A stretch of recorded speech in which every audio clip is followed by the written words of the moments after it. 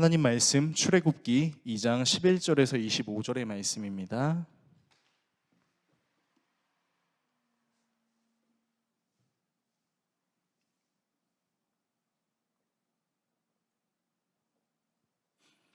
구약성경 83페이지 정도에 있는 출애굽기 2장 11절에서 25절의 말씀을 한 절씩 교독하시고 마지막 절은 같이 읽도록 하겠습니다. 하나님의 말씀을 읽습니다. 모세가 장성한 후에 한 번은 자기 형제들에게 나가서 그들이 고되게 노동하는 것을 보더니 어떤 애굽 사람이 한 히브리 사람 곧 자기 형제를 치는 것을 본지라. 좌우를 살펴 사람이 없음을 보고 그 애굽 사람을 쳐 죽여 모래 속에 감추니라. 이튿날 다시 나가니 두 히브리 사람이 서로 싸우는지라. 그 잘못한 사람에게 이르되 내가 어찌하여 동포를 치느냐 하매 그가 이르되 누가 너를 우리를 다스리는 자와 재판관으로 삼았느냐. 네가 애굽 사람을 죽인 것처럼 나도 죽이려느냐. 모세가 두려워하여 이르되 일이 탈로 되었도다. 바로가 이 일을 듣고 모세를 죽이고자 하여 찾는지라. 모세가 바로의 낯을 피하여 미디안 땅에 머물며 하루는 우물 곁에 앉았더라. 미디안 제사장에게 7딸이 있었더니 그들이 와서 물을 길러 고요에 채우고 그들의 아버지의 양떼에게 먹이려 하는데 목자들이 와서 그들을 쫓는지라. 모세가 일어나 그들을 도와 그 양떼에게 먹이니라. 그들이 그들의 아버지 르우엘에게 이를 때에 아버지가 이르되 너희가 오늘은 어찌하여 이같이 속히 돌아오느냐. 그들이 이르되 한 애굽 사람이 우리를 목자들의 손에서 건져내고 우리를 위하여 물을 길어 양떼에게 먹였나이다. 아버지가 딸들에게 이르되 그 사람이 어디에 있느냐. 너희가 어찌하여 그 사람을 버려두고 왔느냐. 그를 청하여 음식을 대접하라 하였더라. 모세가 그와 동거하기를 기뻐하매 그가 그의 딸 십보라를 모세에게 주었더니 그가 아들을 낳음에 모세가 그의 이름을 게르솜이라 하여 이르되 내가 타국에서 나그네가 되었음이라 하였더라. 여러 해 후에 애굽 왕은 죽었고 이스라엘 자손은 고된 노동으로 말미암아 탄식하며 부르짖으니 그 고된 노동으로 말미암아 부르짖는 소리가 하나님께 상달된지라. 하나님이 그들의 고통 소리를 들으시고 하나님이 아브라함과 이삭과 야곱에게 세운 그의 언약을 기억하사. 같이 읽겠습니다. 하나님이 이스라엘 자손을 돌보셨고 하나님이 그들을 기억하셨더라. 아멘. 오늘 여러분과 함께 출애굽기 강의 세 번째 시간 고통의 은혜라는 주제로 하나님의 말씀 나누도록 하겠습니다. 사람의 성장에 필수적인 요소들은 여러 가지가 있을 수 있는데 아이러니한 한 가지가 있다면 바로 고통일 것입니다. 한 생명의 탄생도 산모의 고통을 수반하는 것처럼 그 생명이 성장하는 과정에는 여러 성장통들이 있는 것처럼 말입니다. 육신의 고통이 육신을 더 강하게 만들고 정신의 고통이 때로는 정신을 더 강하게 만드는 것처럼, 그리고 그 성장의 과정을 테스트하는 여러 시험들이 있는 것처럼 고통은 단순히 우리를 힘들게만 하는 것이 아니라 어제의 나의 모습보다 오늘의 나의 모습을, 오늘의 나의 모습보다 내일의 나의 모습을 더 발전하게 만들기도 한다라는 것이죠. 오늘 본문은 정확한 수치는 나오진 않지만 이집트에서 40년을 보내고 이집트 밖 미디안 땅에서 40년을 보낸 모세의 모습을 다루고 있습니다. 그리고 이 시간 동안 모세는 이루 말할 수 없는 고통의 시간들을 보내는데요. 과연 모세가 어떤 고통을 겪었는지, 그리고 그 고통의 순간 동안 하나님께서 어떻게 모세에게 역사하시는지에 대해서 살펴보는 시간을 갖겠습니다. 본문을 통해서 여러분과 다음과 같은 내용을 나누려고 하는데요. 먼저 관계의 고통에 대해 살펴보겠습니다. 그리고 시간의 고통에 대해 살펴보겠습니다. 그리고 마지막으로 하나님의 고통에 대해 살펴보겠습니다. 관계의 고통, 시간의 고통, 하나님의 고통, 세 가지 내용을 나누고 기도하는 시간을 갖겠습니다. 첫 번째, 관계의 고통입니다. 세월이 지나 모세가 장성한 청년이 되었습니다. 본문에는 모세가 이집트에서 얼마 동안 있었는지에 대해서 정확하게 언급하고 있지 않지만 사도행전 7장에 등장하는 스데반의 기도를 통해 우리는 모세가 이때 당시의 나이가 40살이었다라는 것을 알 수 있습니다. 자신의 양어머니였던 이집트 공주로 인해 이집트 사람의 모든 지혜를 배웠고 이집트에서 좋은 훈련만 받았을 뿐만 아니라 자신이 히브리 사람이며 자신이 민족을 늘 생각하는 사람이었다라는 것을 스데반의 기도를 통해 알 수 있는데요. 사도행전 7장 20절에서 23절엔 이런 내용이 있습니다. 바로 이때 모세가 태어났습니다. 그는 용모가 아주 잘생긴 아기였습니다. 그의 부모는 그를 3달 동안 몰래 집에서 길렀습니다. 그 뒤에 어쩔 수 없어서 내다 버렸는데 바로의 딸이 데려다가 자기 아들로 삼아서 길렀습니다. 모세는 이집트 사람의 모든 지혜를 배워서 그 하는 말과 하는 일에 능력이 있었습니다. 모세가 40살이 되었을 때 그의 마음에 자기 동족인 이스라엘 사람의 사정을 살펴볼 생각이 났습니다. 자, 말씀을 보시면 모세는 원래 물에 빠져 죽을 운명이었지만 파라오의 딸로 인해 목숨을 부지하게 되고 이집트 왕궁의 사람이 됩니다. 정확히 말하면 이집트 왕자가 된 것이죠. 그래서 이집트에 있는 모든 문명들을 배우기 시작합니다. 그리고 문명만 배우는 것이 아니라 그의 마음속에 또 다른 한 가지 마음이 있었으니 바로 나 자신은 히브리 사람이며 히브리 사람에 대한 애국심이 있었던 것이죠. 언제나 자신의 눈앞에는 이집트의 횡포로 인해 고통받는 히브리 사람들이 항상 있었기 때문에 어쩌면 모세의 마음속에는 저 백성들을 언젠가는 구원해야 될 텐데 라는 마음이 있었던 것으로 추정할 수 있습니다. 그리고 그 애국심을 발휘할 때가 왔습니다. 왕궁 바깥에서 자신의 민족들이 이집트 사람, 당시에 그 노역을 자행시키는 군인으로 추정되는 그 이집트 사람에게 매맞고 있는 우리 민족이 보인 것이죠. 그리고 모세는 자신의 민족을 괴롭히는 이집트 사람을 아무도 모르는 사이에 죽여버립니다. 본문 11절에서 12절의 말씀 화면을 통해서 같이 읽겠습니다. 세월이 지나 모세가 어른이 되었다. 어느 날 그는 왕궁 바깥으로 나가 동족에게로 갔다가 그들이 고되게 노동하는 것을 보았다.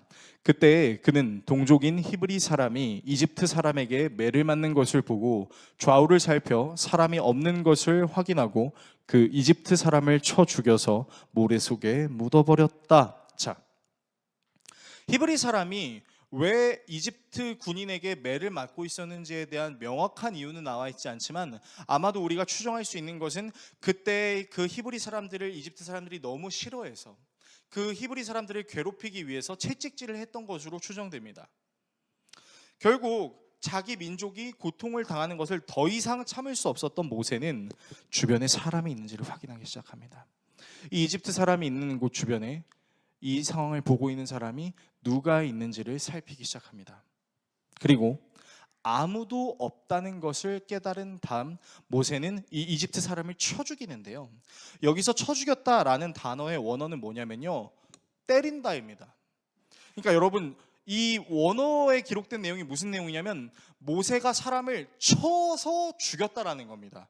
그러니까 여러분, 모세는요, 우리가 추정할 수 있는 것은 자기의 육신의 힘으로 사람을 때려서 죽일 수 있는 살인 기술도 갖고 있었던 것을 우리가 알 수 있다는 것이죠. 그러니까 어마어마한 힘을 갖고 있는 거예요. 어떻게 보면 히브리 사람의 입장에서는 굉장히 사이다처럼 보이는 상황입니다. 아, 우리 민족이 괴롭힘만 당하는 게 아니라 마치 홍길동처럼 의적처럼 우리를 위해서 저 이집트 사람을 쳐 죽이는 사람이 있겠구나 라고도 생각할 수 있는 상황이죠. 그런데 이 사이다와 같은 상황은 금세 고구마 같은 상황으로 변합니다. 모세는 이튿날 또 같은 민족의 히브리 두 사람이 싸우는 것을 보게 됩니다.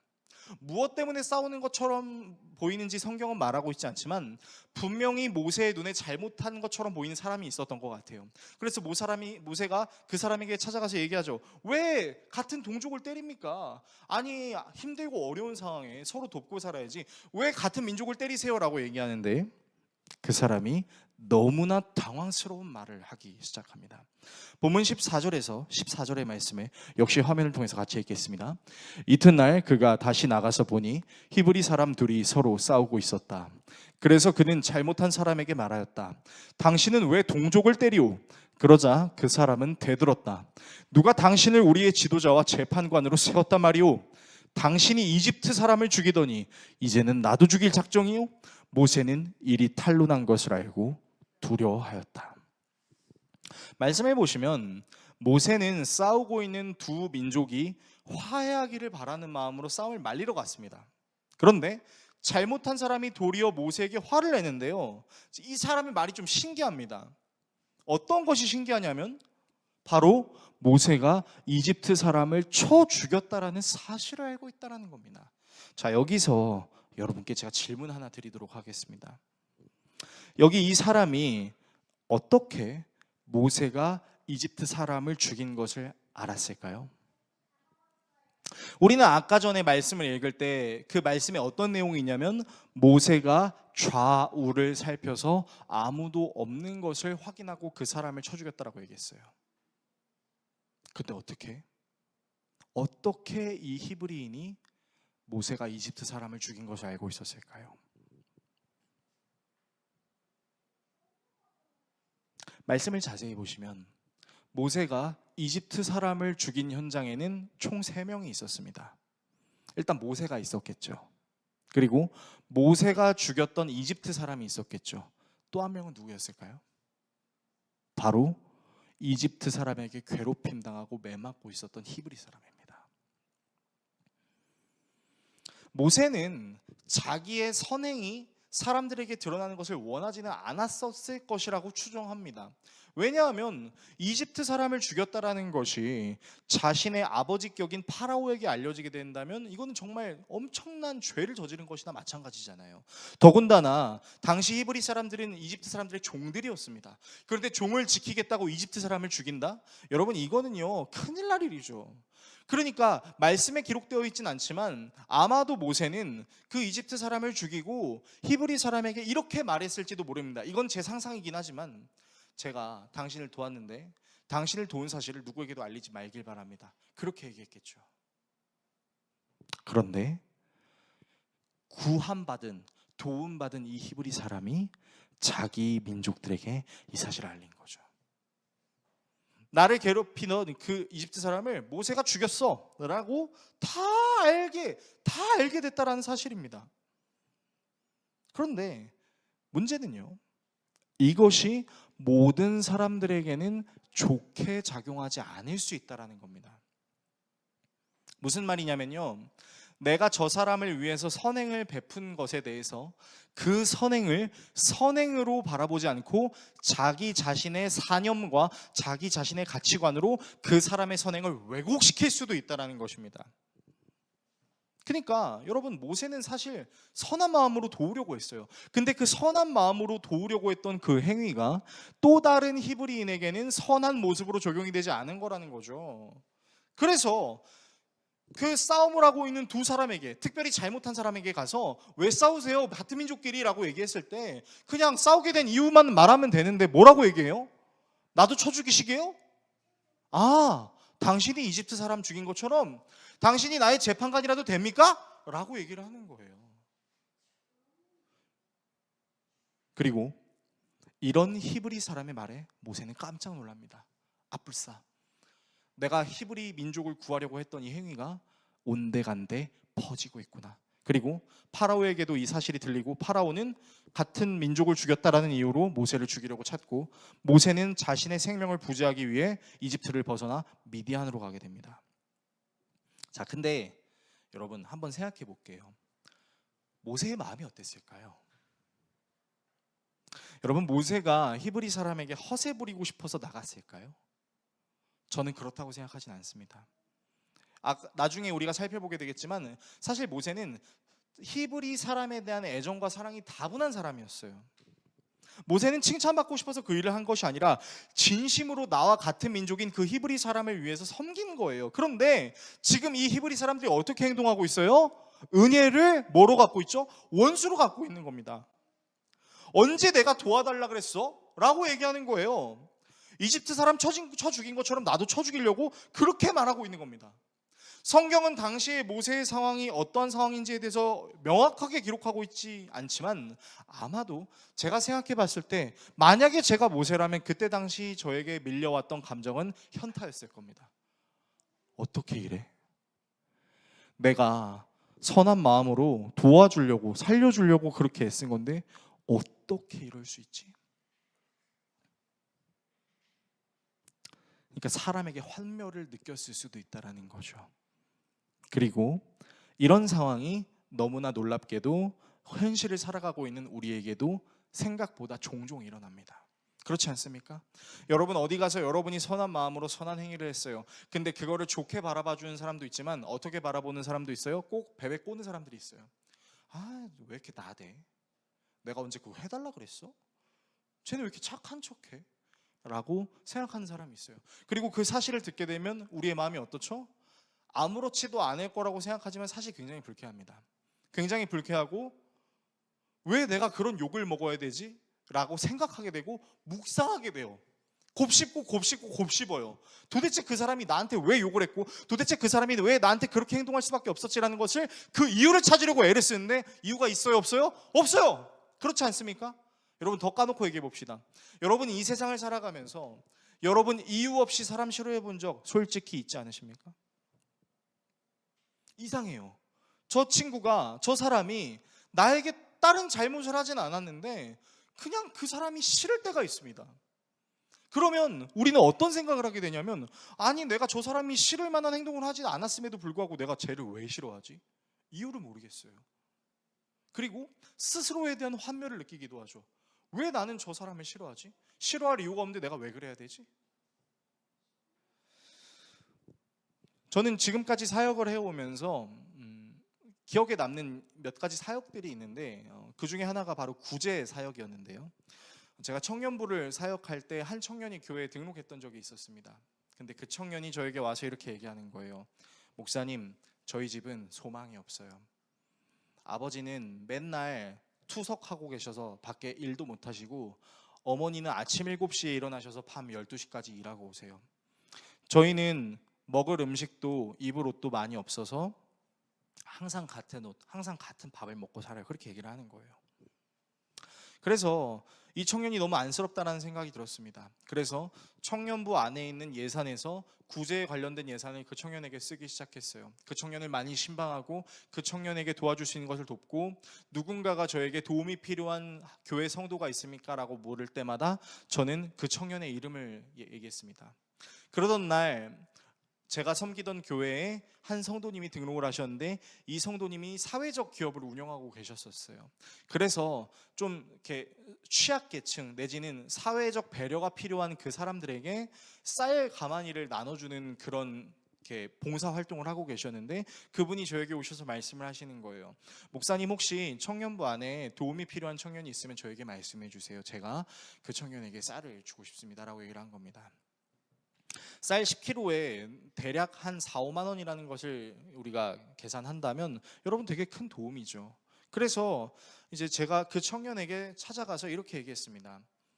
친구야, 우리 교회에 사회적 기업을 운영하시는 성도님이 도움이 필요한 사람 이름을 알려달라고 했는데 너의 이름을 좀 알려줘도 될까? 라고 얘기했더니 그 청년이 이렇게 얘기하는 거예요. 아, 목사님, 제 이름 알려주셔도 돼요. 제 핸드폰 번호도 알려주셔도 돼요.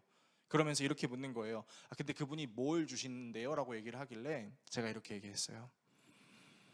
그분이 매달 한 번씩 10kg씩 쌀을 지원하겠다고 하셨어 라고 하는데 그 다음에 했던 그 청년의 말이 아직도 제 마음속에 잊혀지지가 않습니다. 그 청년이 뭐라고 얘기했냐면 아니 왜 쌀로 주는 거야? 돈으로 줄 것이지 라고 얘기를 하는 거예요. 사실 그 청년은 제가 주기적으로 헌금을 하고 있었습니다. 많은 돈은 아니었어도 그 청년이 뭔가를 사 먹을 수 있고 교통비로 이제 왔다 갔다 할 때 쓸 수 있는 돈을 지원을 하고 있었어요. 주기적으로 지원하고 있었어요. 근데 그 청년이 거기서 왜 쌀로 주는 거야? 돈으로 주지라고 얘기하는 그 얘기를 듣는 순간 제 필름이 끊어질 뻔했습니다. 너무 환멸이 느껴지는 거예요. 이 청년이 저에게만 도움을 받은 것이 아니었습니다. 함께 청년부 활동을 하는 청년들 중에서 이 청년을 긍휼히 여겨서 이 청년에게 제가 정기적으로 후원하고 싶습니다라고 말했던 청년도 있었고 교통비가 없는 청년을 위해서 자신이 가지고 있었던 자전거를 주면서 이 자전거 타고 교회에 왔다 갔다 해라고 자기의 물질을 쏟아준 청년들도 있었어요. 그러니까 저는 생각했던 거죠. 그렇게 청년들의 섬김과 봉사를 받는 사람의 입에서 돈으로 주지라는 말이 나온다는 게 정상인가? 라는 생각이 드는 거예요. 목사임에도 불구하고 하나님의 말씀을 증거해야 되는 사람임에도 불구하고 제 마음속에 사랑이 없어지는 것을 제가 느끼기 시작했습니다. 그리고 그 청년이 굉장히 미워 보이기 시작했고 그 청년에게 소리라도 지르고 싶은 마음이 너무 올라왔지만 하나님을 신뢰하는 마음으로 제가 차마 소리는 지르지 못했었어요. 근데 아직도 제가 그때 그 청년을 얼마나 미워했었는지가 사실은 지금도 생각이 나고 후회가 되기도 합니다. 여러분, 우리는 종종 선한 생각을 가지고 사람들에게 잘하려고 합니다. 저 사람이 나에게 잘하지 않았어도 내가 저 사람에게 잘해야지라는 선한 마음을 갖고 행동해요. 그리고 이 세상을 살아가면서 선한 마음을 가지고 살면 안 되겠다라는 생각이 더 강하게 드는 세상을 계속해서 마주하게 됩니다. 그렇지 않습니까? 여러분, 이 세상을 살아가면서 여러분이 지금까지 만난 사람 중에 좋은 사람이 많던가요? 아니면 이상한 사람이 많던가요? 호의를 베푸면 그것이 권리인 줄 착각하고 속된 말로 나 자신을 호구 취급하는 사람들이 너무 많습니다. 내가 잘해주면 내가 호구인 줄 아는 거죠.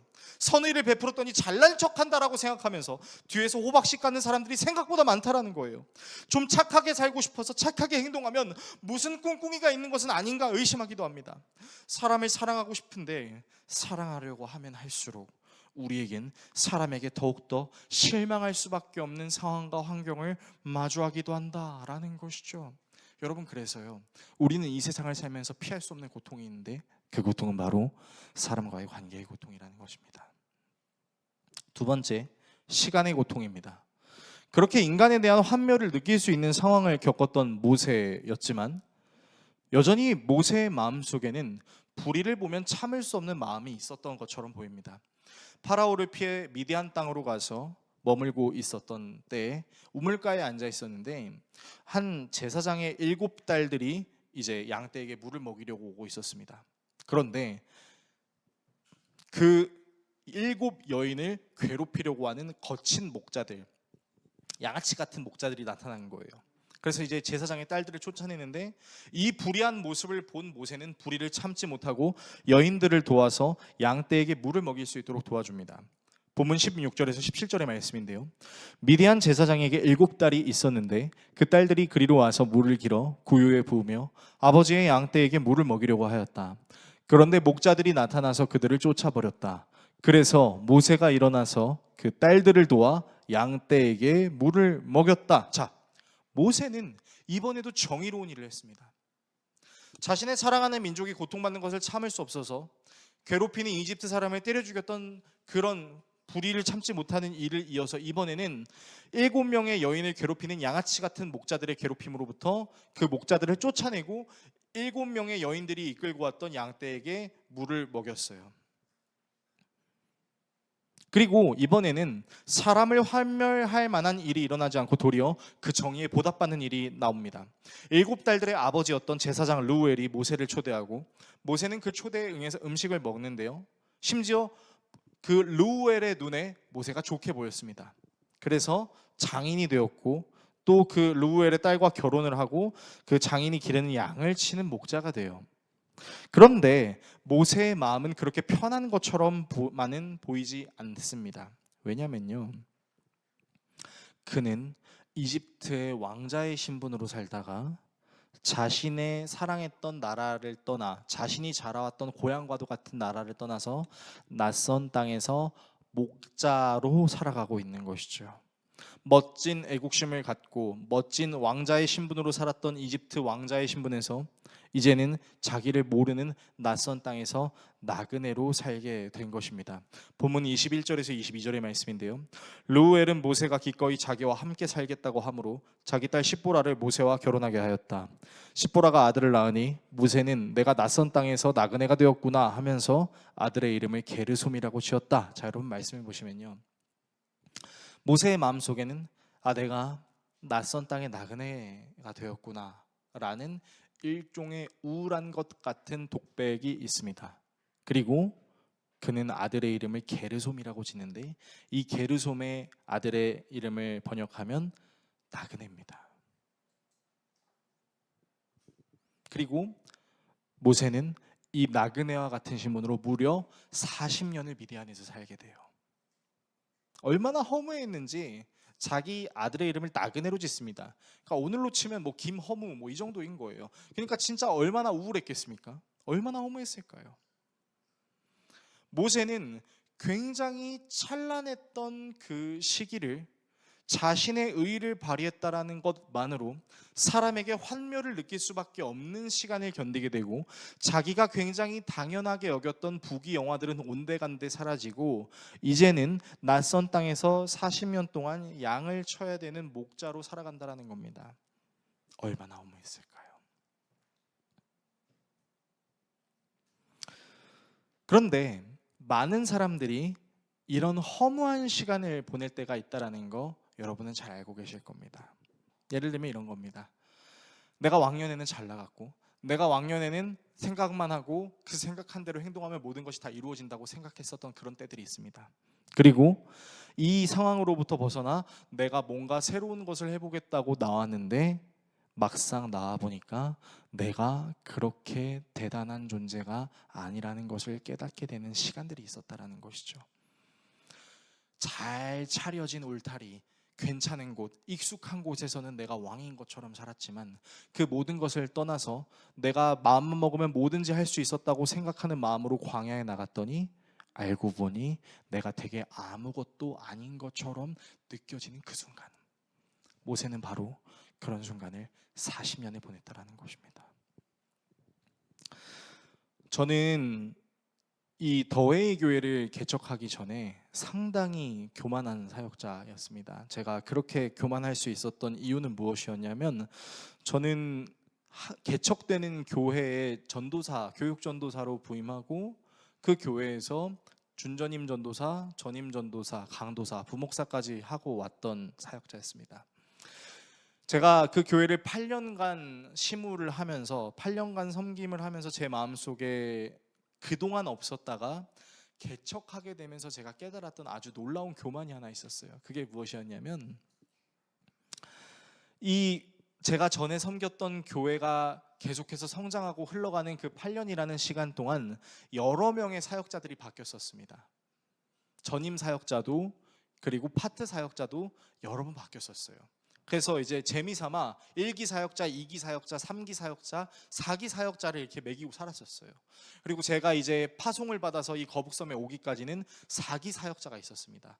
그렇다라는 것은 그 8년의 시간 동안 수많은 사역자들이 바뀌었었고, 그 수많은 사역자들이 바뀌는 시간 속에서 저라는 사람은 한 번도 바뀌지 않고 꾸준히 그 자리를 지켰다는 것이 저의 교만함이었었던 거예요. 저는 그런 생각을 했습니다.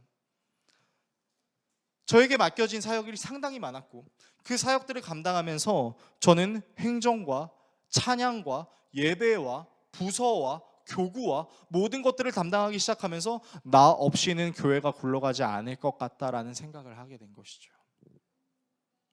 그리고 성도들이 교회 안에서 무슨 문제만 생기면 저를 찾아주는 그 행위를 저는 이렇게 해석했었습니다. 우리 교회는 나 없으면 안 돼. 우리 교회는 내가 있어야 제대로 굴러가는 교회야 라고 생각을 하게 된 거죠. 그래서 저는 그런 교만도 갖고 있었습니다. 어떤 교만도 갖고 있었냐면, 제가 그 교회를 8년 동안 심호하고 있었을 당시에 저에게 좋은 조건과 저에게 더 나은 예배 환경을 빌미로 이곳에서 사역해보지 않겠냐라고 저에게 제안해 주셨던, 정말 여러분들이 이름만 대면 알 수 있는 그런 대형 교회들의 오퍼들이 있었습니다. 당연히 저는 그 제안들을 거절했죠. 하나님께서 저를 부르신 자리가 이 자리라는 확신이 있었고, 저는 여기서 사역해야 된다라는 그런 의무가 있었기 때문에. 근데 그 이면에는 뭐가 있었냐면, 나 정도 되니까 이 정도 되는 좋은 규모의 교회에서 나를 섭외하려고 하는구나라는 오만한 생각이 들었습니다. 그리고 하나님께서 부르신 이 거북섬이라는 곳으로 와서 저의 교만과 오만은 철저하게 깨지기 시작했어요. 제가 없어도, 제가 개척될 때부터 섬겼던 그 교회는 잘 굴러갑니다.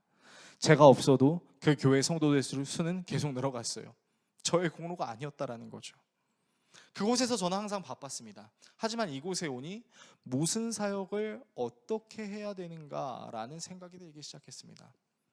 노방을 해볼까라고 고민을 했는데 아파트 입주민 카톡방에 잘못된 노방의 사례의 사진이 올라오기 시작하면서 노방 한 번 했다가는 진짜 거의 마녀 사냥을 당할 것 같은 분위기가 형성되기 시작했습니다. 그렇다고 제가 많은 사람들과 함께 개척을 시작한 것은 아니었기 때문에 무언가를 함에 있어서 그 사역을 할 수 있는 동력이 저에게 주어지지 않았었어요. 그래서 저는 그렇게 생각했습니다. 어떤 생각을 했었냐면, 그래, 내가 하나님의 말씀을 바르게 증거하고 내가 하나님의 말씀을 잘 설교하면 그 설교를 듣고 사람이 오겠지? 웬걸요. 저는 첫 해에 적어도 우리 교회에 50명 이상이 올 거라고 생각했습니다. 그리고 하나님께서 정말로 50명 이상의 방문자를 보내주셨어요. 그리고 50명은 등록하지 않았습니다. 저는 그것들을 경험하기 시작하면서 내가 얼마나 부족한 존재인가. 좋은 울타리 안에서는 내가 괜찮은 줄 알았는데 여기에 나와보니까 나는 하나님의 은혜 없이는 아무것도 아닌 사람이구나 라는 것을 개척 초기에 세게 경험했어요. 그리고 지금 계속해서 경험하고 있습니다. 저라는 사람이 정말 하나님께서 기뻐하실 만한 좋은 그릇인지, 제가 사람들에게 칭찬을 받을 수 있는 좋은 사역자인지는 사실은 잘 모르겠습니다. 그렇지만 저는 지금도 인고의 시간을 보내고 있습니다. 제가 개척한 지는 1년하고 반 정도밖에 되지 않았지만 모세는 40년 동안 우울하고 힘든 나 자신의 가치를 고민하는 시간을 가졌습니다. 여러분은 어떠십니까?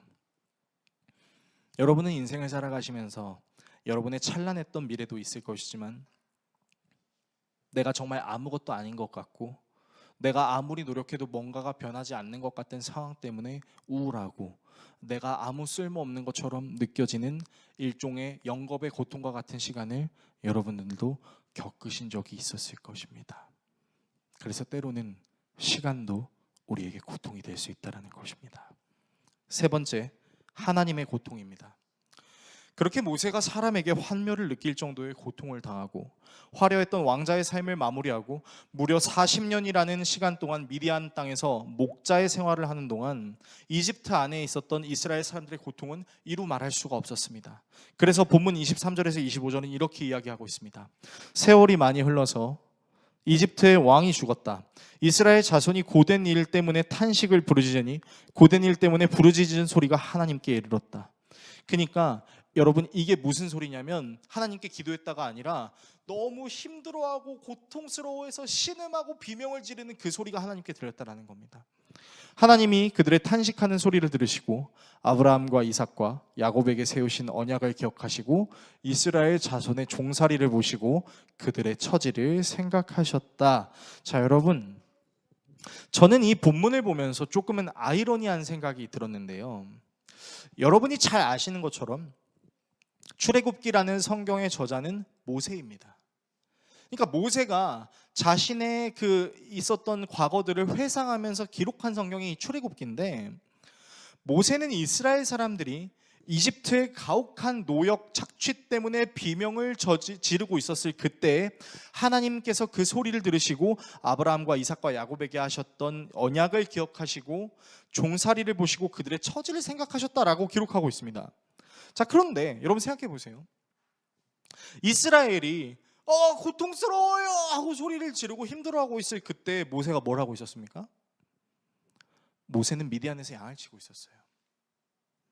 그렇다면 과연 무엇이 모세로 하여금 하나님께서 고통당하고 계신 이스라엘을 기억하고 계신다라고 표현하게 만든 것일까요?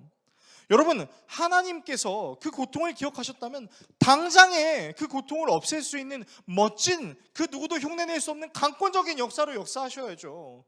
그런데 그 시기에 하나님께서 행하셨던 건 뭐였냐면 모세가 미디안 땅에서 40년 동안 목자의 모습으로 양을 쳤다라는 그거밖에 없다라는 거예요. 모세가 미디안에서 엄청난 대군을 만들어서 이집트를 칠 수 있는 준비를 했던 것도 아니었습니다. 모세는 그저 양을 치고 있었어요. 그런데 모세가 사람에게 배신당하고 40년 동안 양치고 있는 이 상황에서 도대체 어떤 근거로 하나님께서 이스라엘 사람들의 처지를 생각하고 있었다라고 모세는 기록했던 것일까요?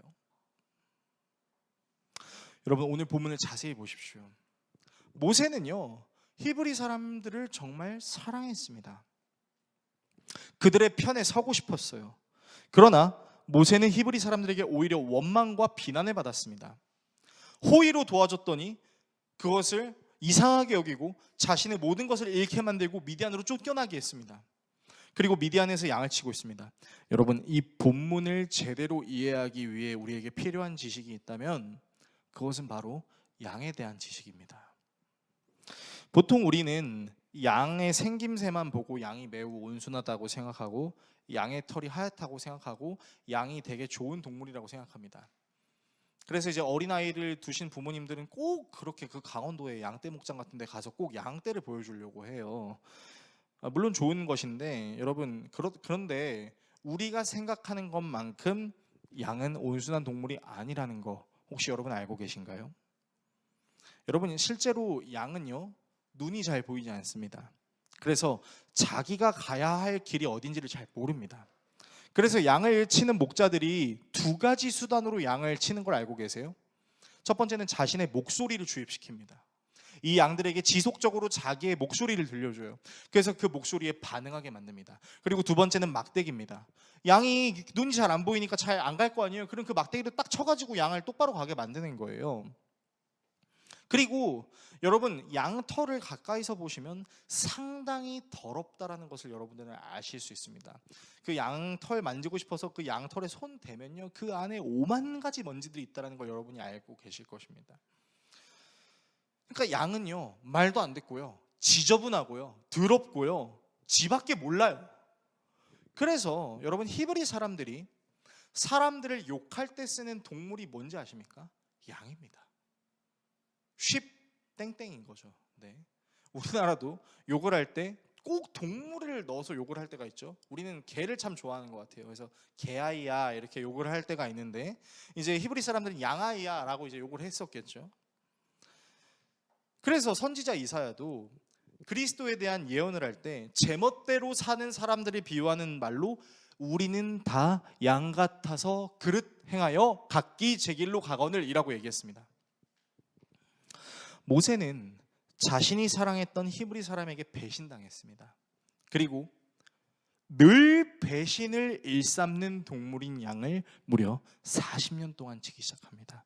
그리고 이러한 시기에 역시 고통을 당하고 있는 히브리 사람들을 하나님께서는 기억하고 계시고 그들의 처지를 생각하고 계셨다라는 것을 모세가 기록하고 있는데요.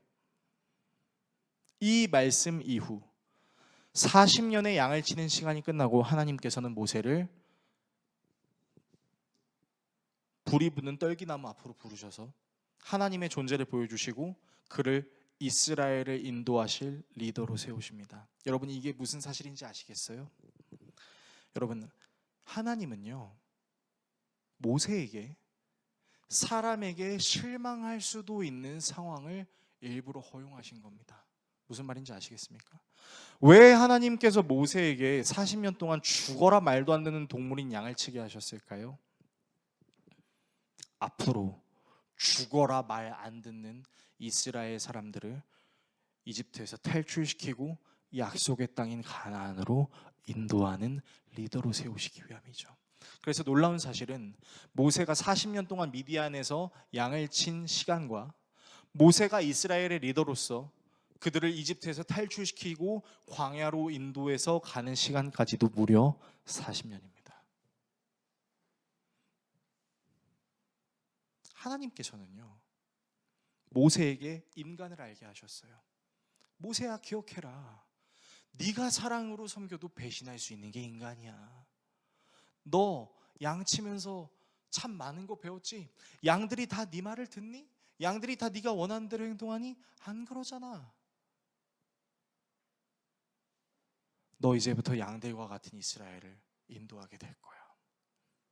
여러분, 이제 아시겠습니까?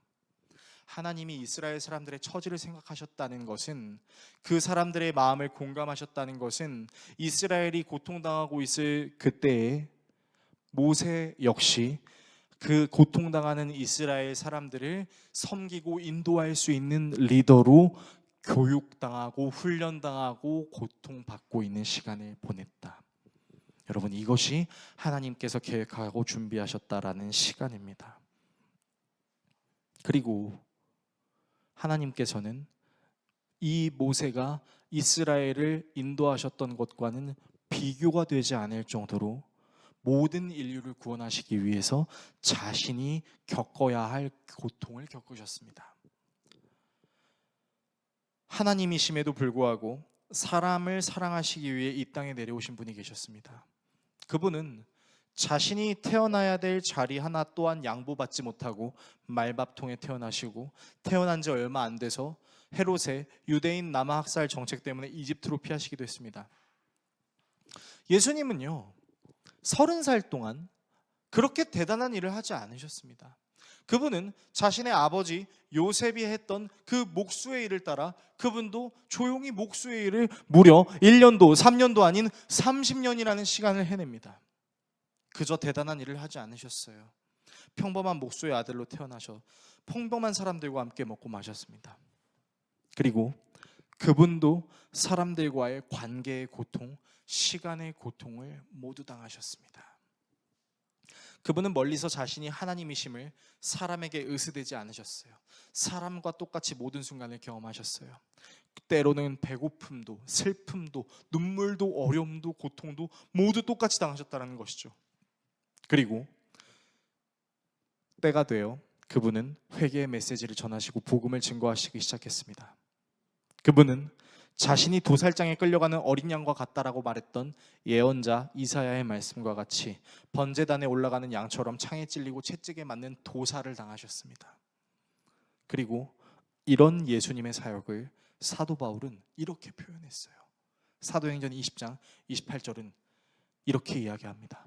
여러분은 자기를 위하여 또는 온 양떼를 위하여 삼가라. 성령이 그들 가운데 여러분의 감독자로 삼고 하나님이 자기 피로 사신 교회를 보살피게 하셨느니라. 여러분 보이세요? 하나님께서는 십자가의 사역을 가리켜 자기 피라고 말씀하십니다. 하나님도 우리를 구원하시기 위해 친히 고통의 자리로 가셨다라는 것입니다. 그리고 그 고통은 모세가 겪었던 고통과 크게 다르지 않았습니다. 아니, 오히려 그보다 더했습니다.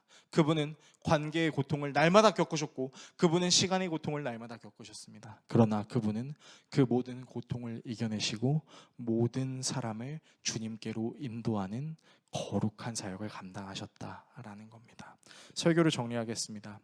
사랑하는 성도 여러분, 하나님께서는요, 우리에게 배신당하시고요, 시간이 흐르는 중에도 보잘것없는 것처럼 보이는 나 자신을 그냥 참으라고 하지 않으셨습니다. 오히려 자신이 자신의 아들을 보내주심으로 본을 보여주시고 그 길을 함께 가자라고 우리에게 말씀하셨던 것이죠. 그리고 예수님과 같은 이 길을 걸었던 모세를 사람에게 배신당해서 미디안으로 쫓겨났었고 미디안에서 40년 동안 양을 치고 하나님의 부르심을 받아 끊임없이 자기를 의심하고 쫓아내려고 심지어는 자신을 죽이려고 했던 그 이스라엘을 섬겼던 모세를 가리켜서 하나님께서는 이렇게 평가하셨습니다. 히브리서 11장 24절에서 27절입니다. 믿음으로 모세는 어른이 되었을 때 바로왕의 공주의 아들이라 불리기를 거절하였습니다. 오히려 그는 잠시 죄의 향락을 누리는 것보다 하나님의 백성과 함께 학대받는 길을 택하였습니다. 모세는 그리스도를 위하여 받는 모욕을 이집트의 재물보다 더 값진 것으로 여겼습니다. 그는 장차 받을 상을 내다보고 있었던 것입니다. 믿음으로 그는 왕의 분노를 두려워하지 않고 이집트를 떠났습니다. 그는 보이지 않는 분을 마치 보는 듯이 바라보면서 견뎌냈습니다. 여러분, 하나님이 모세를 이렇게 평가하셨어요.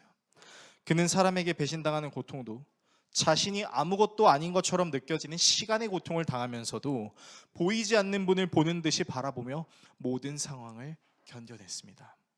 그리고 그는 하나님의 부르심을 따라 하나님의 백성을 고통으로부터 탈출시키는 리더로 부름받았어요. 그래서 이런 모세에게 임하신 하나님의 은혜를 힘입어 감히 여러분께 이렇게 고면드리고 싶습니다. 여러분이 사람들에게 배신당하는 건요, 여러분이 호구가 되는 게 아닙니다. 여러분이 사람들에게 배신당하는 그 순간을 경험하며 하나님이 얼마나 우리를 사랑하셨는지를 생각하게 해주실 수 있는 하나님의 은혜라는 사실을 기억하십시오. 또한 여러분이 아무것도 아닌 것처럼 느껴지는 시간들이 있으십니까? 수년간 애썼는데도, 수년간 열심히 살았는데도 뭔가가 크게 달라지지 않는 것 같아서 나는 아무런 쓸모가 없는 것 같고 하나님께서는 일하시지 않는 것처럼 느껴지는 순간들이 있었습니까?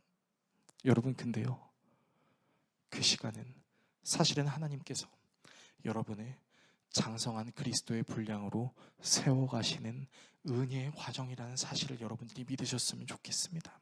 여러분, 고통은요, 하나님께서 여러분을 버리는 방관이 아닙니다. 오히려 고통은 우리가 하나님 안으로 들어가는 시간이 될 수 있습니다. 그리고 우리가 하나님 안에 들어가는 바로 그 시간이 하나님께서 우리에게 역사하시는 시간입니다. 우리를 위해 고통당하신 예수 그리스도를 생각해 보십시오. 그리고 그분 앞으로 나아가십시오. 그리고 그 예수 그리스도의 십자가 부활을 여러분들의 고통의 해석의 기준으로 삼으십시오. 그리고 그분이 우리의 삶에 동행하심을 느끼며 여러분이 삶을 살아내실 때 우리는 우리에게 주어지는 사람 때문에 겪는 고통이, 시간 때문에 겪는 고통이 단순히 우리를 괴롭히는 것이 아니라 하나님이 우리에게 다가오시는 은혜라는 사실을 알게 될 것입니다. 이 같은 사실을 기억하시며 오늘도 고통을 피하지 않고 직면함으로 그 안에 담겨져 있는 주님의 의도를 경험하실 수 있는 저와 여러분이 되시기를 예수 그리스도의 이름으로 축원합니다. 기도하겠습니다.